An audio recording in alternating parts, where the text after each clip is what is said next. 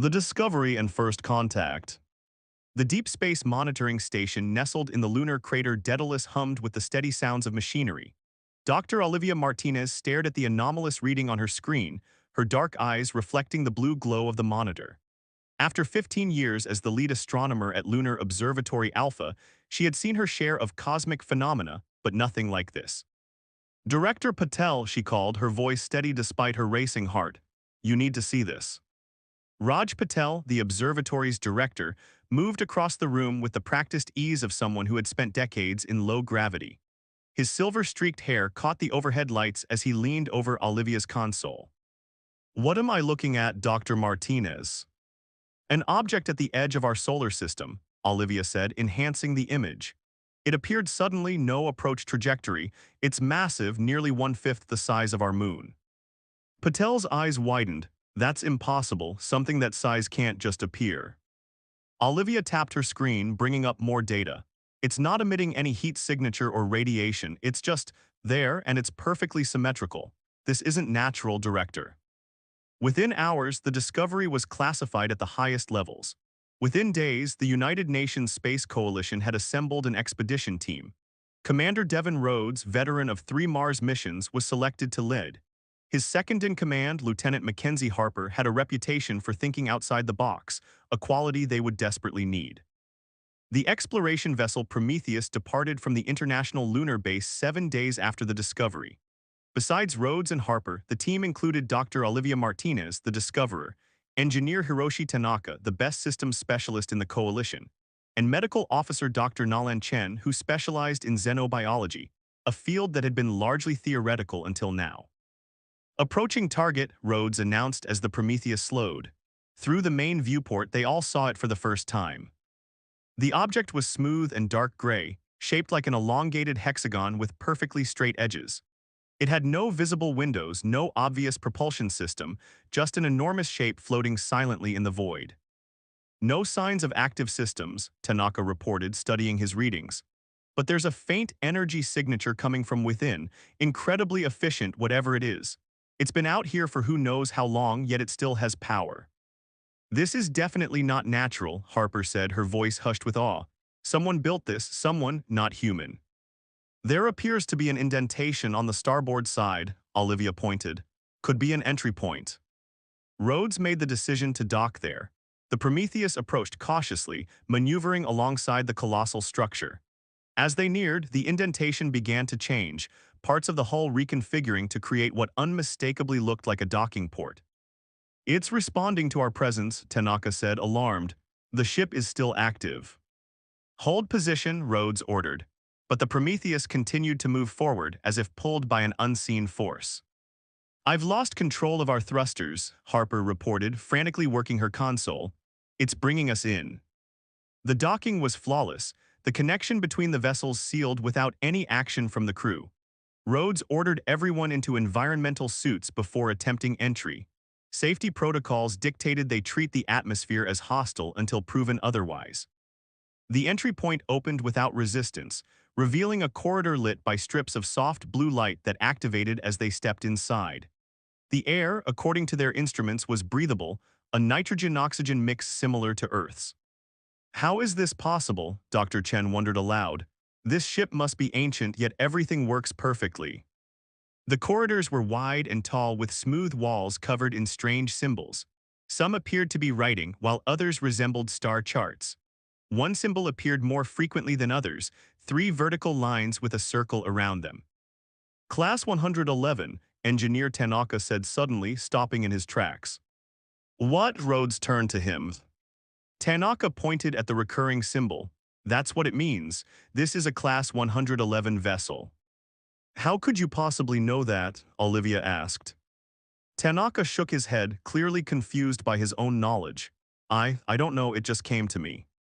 They ventured deeper into the ship, finding rooms filled with technology beyond their understanding. Some chambers contained what looked like agricultural systems, others had stations that might have been for research or communication. Everything was sized for beings approximately human in scale. In one vast chamber, they discovered what appeared to be suspended animation pods arranged in concentric circles. All were empty except one. Inside the last pod was a humanoid figure with pale blue skin and delicate features, apparently in deep sleep. An actual alien, Dr. Chen whispered, his scientific mind racing with the possibilities. This changes everything we know about life in the universe. Tanaka was drawn to the occupied pod as if compelled by an unseen force. As he approached, the pain in his head that had been building since they entered the ship intensified. When he touched the pod's surface, it illuminated, and the alien's eyes snapped open. They were silver with no visible pupils, and they fixed immediately on Tanaka. The pod's cover dissolved, and the alien sat up with fluid grace. "Greetings," it said in perfect English, its voice melodious and androgynous. "I am Sentinel Alara of the Luminari. I have been waiting for the return of those with the ancient bloodline." The team stood frozen in shock. Commander Rhodes was the first to recover. "How can you speak our language?" he demanded. Alara smiled, the expression almost human yet subtly alien. "I learned it from him." The alien pointed at Tanaka. "His mind opened to me the moment he touched our ship." "My mind?" Tanaka asked, bewildered. "I've never seen anything like this before in my life." "Not in this life," Alara said cryptically. "But your ancestors and mine were once closely connected. The genetic memory persists in some humans, dormant until activated by our technology." The alien stood, moving with a fluid grace that suggested both strength and lightness. Standing, Alara was taller than any of them, nearly 7 feet in height.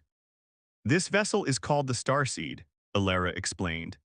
"It is one of the last Class 111 world ships built by the Luminari, designed to preserve our civilization and seed new worlds with life." "A world ship," Olivia repeated, her scientific mind struggling to process the implications. "You mean it's a colony ship?" "It is that and much more," Alara said. "At its heart lies the Genesis Core, a technology capable of manipulating matter and energy at the quantum level. With it, we could create habitable environments on barren worlds, grow food from the most basic elements, and build cities in days rather than years."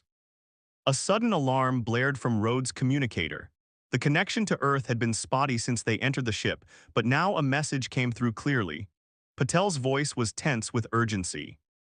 "Commander, multiple unknown vessels have entered the solar system. They're moving fast, directly toward your position." Alara's silver eyes darkened. "The Krell have found us sooner than I anticipated." "The Krell," Harper asked, "who are they?" "Conquerors," Alara said grimly. "They destroyed my homeworld when we refused to share our technology. They've hunted the Luminari across the stars for the Genesis Core, and now they've followed its energy signature to your solar system." Another message came through from Earth. "Commander, the alien vessels are bypassing our outer defense grid. Some are heading toward your position, but others," Patel's voice faltered. "Others are on a direct course for Earth." Alara moved to a control panel and placed a hand on it. The wall beside them transformed into a viewing screen showing multiple warships approaching Earth. "They've found what they've been seeking for centuries," Alara said, "and they will take it by force if necessary." "How powerful are these Krell?" Rhodes asked, already calculating their limited options. "Your entire planetary defense system would barely slow them down," Alara replied. "But there is hope. The Starseed was designed with defense capabilities if we can fully activate it." "How do we do that?" Olivia asked. Alara looked directly at Tanaka. "We need someone with the ancient bloodline to interface with the Genesis Core, someone like your engineer." Tanaka backed away, shaking his head. "Me, I'm just a systems engineer. I don't know anything about alien technology." "Your conscious mind doesn't," Alara agreed. "But your genetic memory does. You're descended from Luminari who remained on Earth thousands of years ago. That's why you recognized our symbols, why you were drawn to this ship." Rhodes' communicator beeped again. "Commander, the alien vessels have entered Earth orbit. They're broadcasting some kind of message worldwide." The viewing screen shifted to show a massive warship hovering over what appeared to be New York City. A harsh voice echoed through their communicators. "People of Earth, I am High Commander Vorax of the Krell Imperium. We have detected a Class 111 worldship in your system. It is the property of the Imperium. Surrender its location and all information you have about it immediately. You have 72 Earth hours to comply, or we will demonstrate the true meaning of power." The team looked at each other, the gravity of the situation sinking in. Earth had no defenses against this level of technology. Millions, perhaps billions, of lives now depended on their next actions. We need to warn Earth about what they're really dealing with, Rhodes said decisively. And we need to find a way to activate this ship before the Krell find us. Alara nodded solemnly. The fate of two civilizations now rests in your hands, the Luminaries' last hope, and humanity's first stand against the stars. The invasion and humanity's response. The skies over New York darkened as the massive Krell warship hovered above the skyline. Similar scenes unfolded across the globe. Beijing, London, Cairo, Sydney, each city now shadowed by an alien vessel demonstrating power beyond anything humanity had encountered. Colonel Valentina Sokolov stood on the roof of the United Nations building, watching the ship through high-powered binoculars. After 20 years in the Russian Space Forces, she had been appointed to lead Earth's hastily assembled extraterrestrial defense initiative. "Any response from our governments?" she asked her aide. "Confusion and panic," Lieutenant Jackson replied. "The Security Council is debating whether to reveal what we know about the Class 111 ship." "Debating," Sokolov repeated with disgust, "while those things threaten our entire planet." As if responding to her words, the Krell ship emitted a blinding beam of light that struck the East River. The water instantly vaporized, creating a massive cloud of steam that enveloped lower Manhattan. When it cleared, a mile-long section of the river was simply gone, replaced by a perfectly smooth crater. "A demonstration," Sokolov murmured. "They're showing us what happens if we resist." Her secure communication device chimed. The voice of General Wei from the Chinese Space Command came through clearly. "Colonel, we've received a transmission from the Prometheus. Commander Rhodes and his team are alive, but the situation is complicated." Meanwhile, aboard the ancient world ship, the expedition team was facing their own crisis. Engineer Tanaka had collapsed shortly after Alara's revelation about his genetic connection to the Luminari. Dr. Chen monitored his vital signs while Rhodes and Harper conferred with Alara. "His neural pathways are being reconfigured," Alara explained. "The ship recognized his genetic signature and is establishing a deeper connection. It will pass, but we must move quickly." "You said this ship has defensive capabilities," Rhodes pressed. "Can it stop the Krell?" "Not in its current state," Alara replied. "The Starseed has been in dormant mode for millennia. Its systems must be fully reactivated, and that requires someone with the bloodline to interface with the Genesis core." "Tanaka," Harper concluded. "Yes, but he'll need guidance," Alara said. "I can help, but it would be better if we had more people with the ancient gene." Dr. Martinez, who had been analyzing the ship's systems, looked up from her portable scanner. If Luminari remained on Earth thousands of years ago, there must be others with this genetic marker. "Theoretically, yes," Alara confirmed. "The gene may be dormant in many humans, but it would be strongest in those who experienced unexplained connections to advanced technology or mysterious intuitions about space and cosmic phenomena." Rhodes' face showed sudden realization, like astronomers who discover alien ships. All eyes turned to Dr. Martinez, who stepped back in surprise. "Me, I'm just a scientist who happened to be looking in the right direction." "There are no coincidences with the starseed," Alara said gently. It called to those who could hear it even across the void of space. On Earth, Colonel Sokolov had convened an emergency meeting with the few individuals briefed on the situation. The holographic projections of world leaders and military commanders hovered around the circular table. "The Prometheus team reports that the alien ship contains technology that could potentially defend Earth," she explained. "But they need people with a specific genetic marker to activate it." "What kind of genetic marker?" asked President Okonkwo of the African Union. "Apparently, aliens visited Earth thousands of years ago and some remained," Sokolov replied, still struggling with the concept herself. "Their descendants carry the genetic material needed to operate this technology." General Wei's expression remained stoic. "How do we identify these individuals?" Dr. Martinez suggests looking for people with unusual aptitude for advanced technology, especially space systems, Sokolov said. "Engineers, pilots, astronomers who have made intuitive leaps beyond their training." "Like that boy from Japan," Admiral Fraser from the North American Alliance interjected. "The one who built a working quantum communicator in his garage." "Exactly," Sokolov nodded. "We need to gather as many potential candidates as possible and get them to the lunar base. From there, we can transport them to the starseed. And what about the Krell ultimatum? President Okonkwo asked. We have less than 60 hours remaining. We stall, Sokolov decided. Make them think we're considering their demands while we prepare our response. Back on the starseed, Tanaka had regained consciousness. His eyes, now flecked with silver similar to Alara's, darted around as if seeing the ship for the first time. The corridors, he whispered.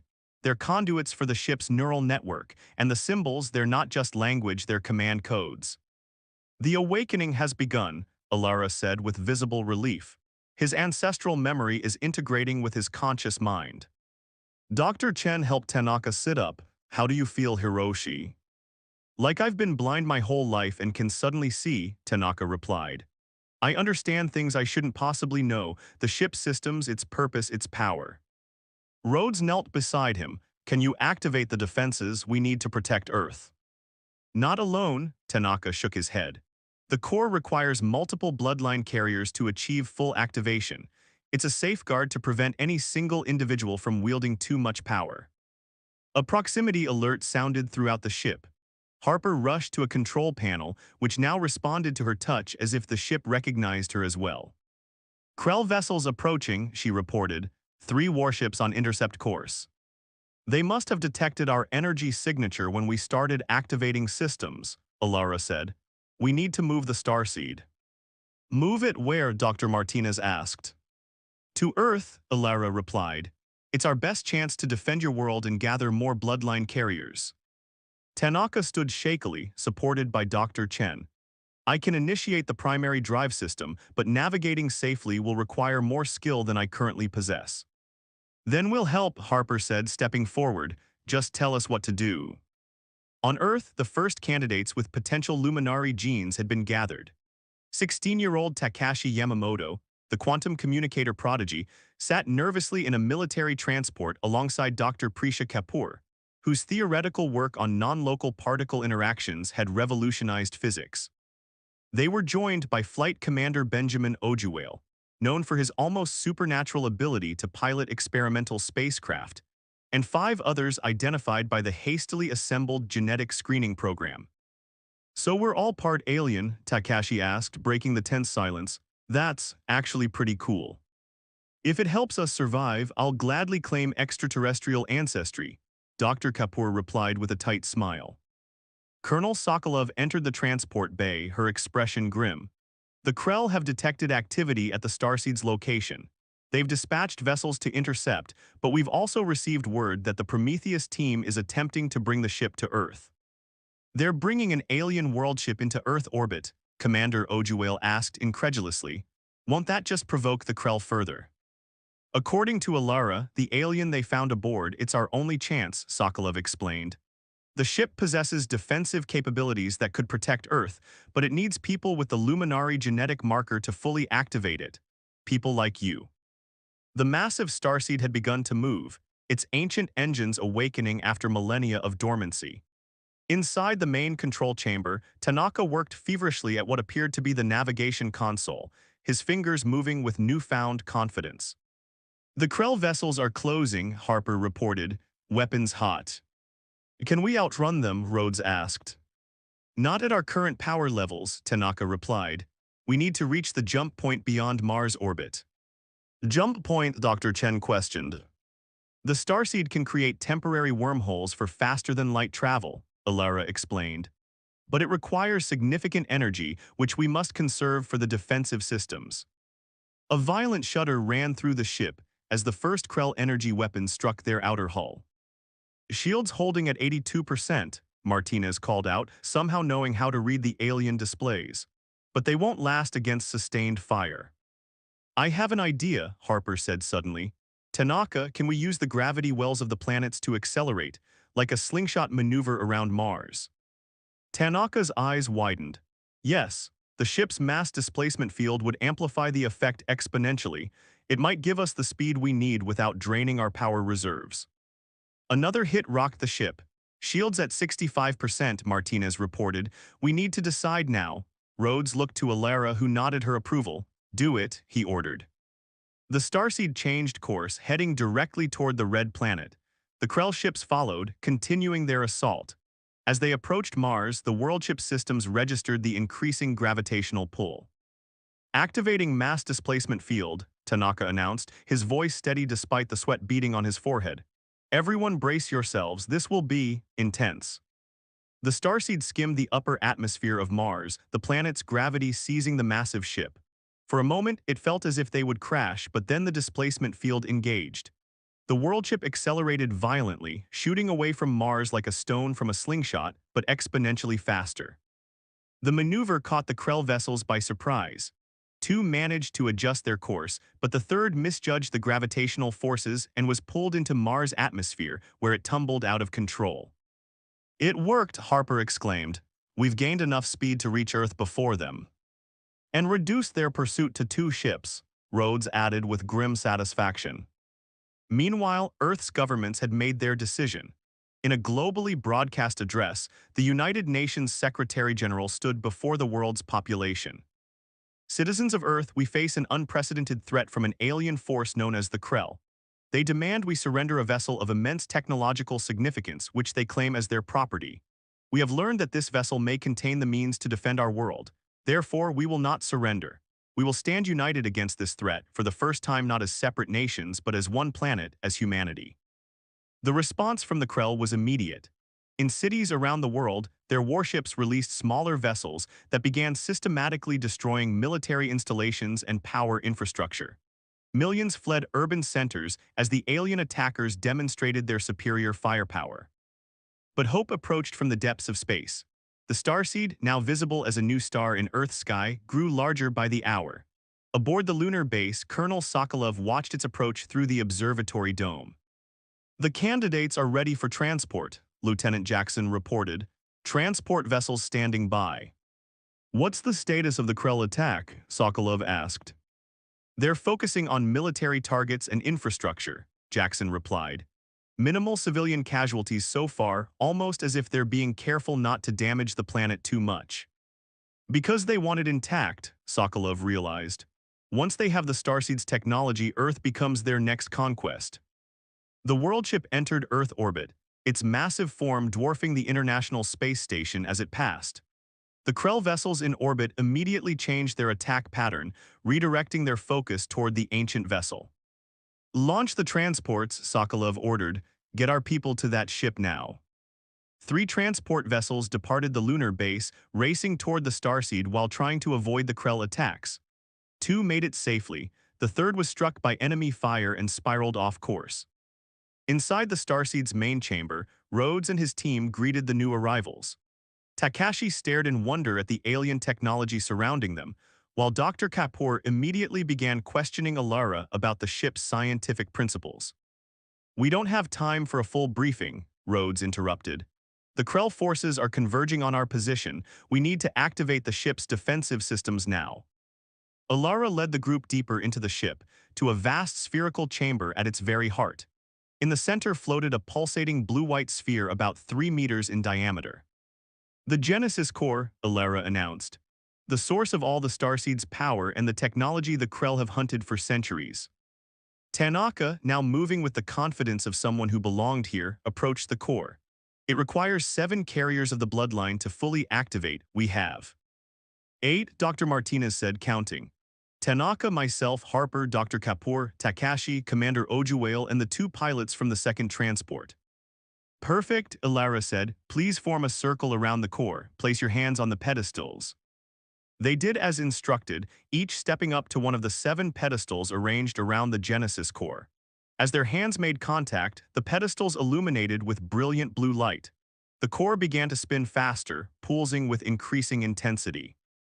Open your minds to the ship, Alara instructed. Let the ancestral memory guide you. The chamber filled with light as the Genesis core fully activated. Outside, the starseed's external appearance began to change. Sections of the hull reconfigured, revealing weapon emplacements and defense systems dormant for millennia. On the Krell command ship, High Commander Vorax watched with growing alarm as the ancient world ship transformed before his eyes. Impossible, he growled. The primitives couldn't possibly know how to activate a Luminari vessel. The scanners detect multiple Luminari genetic signatures aboard, his science officer reported. The humans have bloodline carriers. Vorax's eyes narrowed. Increase the attack, destroy that ship before they can fully activate its systems. The Krell fleet concentrated its firepower on the starseed, but it was too late. A shimmering field of energy expanded from the worldship, encompassing not just the vessel itself but extending outward to envelop the Earth. Inside the core chamber, the 8 humans with luminary blood stood united in purpose, their minds linked through the ancient technology. Through their combined consciousness, they could sense the Krell attacks, feel the shield holding against the onslaught. We can do more than defend, Tanaka realized, the knowledge flowing through him. The core can neutralize their weapons. Focus your intent, Alara guided them. The core responds to collective will. Together, they directed the Genesis core's power outward. The energy field surrounding Earth pulsed, sending a wave of quantum disruption across space. As it passed through the Krell vessels, their weapons systems went offline. What did you do? Rhodes asked in amazement. We targeted their quantum resonance field generators, Dr. Kapoor explained, somehow understanding the complex physics involved. Essentially, we rendered their weapons useless without harming the ships themselves. On the Krell command ship, Vorax raged as his officers reported total weapons failure across the fleet. Retreat, he finally ordered. Back to the outer system, we need to regroup. As the Krell vessels withdrew, cheers erupted in command centers around Earth. Colonel Sokolov watched from the lunar base as humanity's first interstellar conflict ended not with the planet's destruction, but with an unexpected victory. What happens now? She asked over the communication link to the starseed. Commander Rhodes looked at Alara and the 8 humans who had unlocked the ship's power. Now, he said, we prepare. The Krell will return and next time they won't underestimate us, but we won't be defenseless. With the starseed's technology and these remarkable individuals, Earth has taken its first step toward becoming a true spacefaring civilization. Tanaka gazed at the Genesis core, still pulsing with energy. This is just the beginning, he said quietly. The starseed wasn't just a colony ship or a weapon. It was meant to elevate species ready to join the greater galactic community. And are we ready? Dr. Martinez asked. Alara looked at the humans surrounding her. Scientists, engineers, pilots, even a teenage prodigy, all descendants of her people, all now awakened to their potential. You were ready the moment you chose to defend rather than surrender, she said. The stars have always been your destiny. Now you have the means to reach them. As the starseed orbited a grateful Earth, its very presence heralding a new chapter in human history, the Genesis core continued to pulse with blue-white light, a beacon of hope and a promise of wonders yet to come.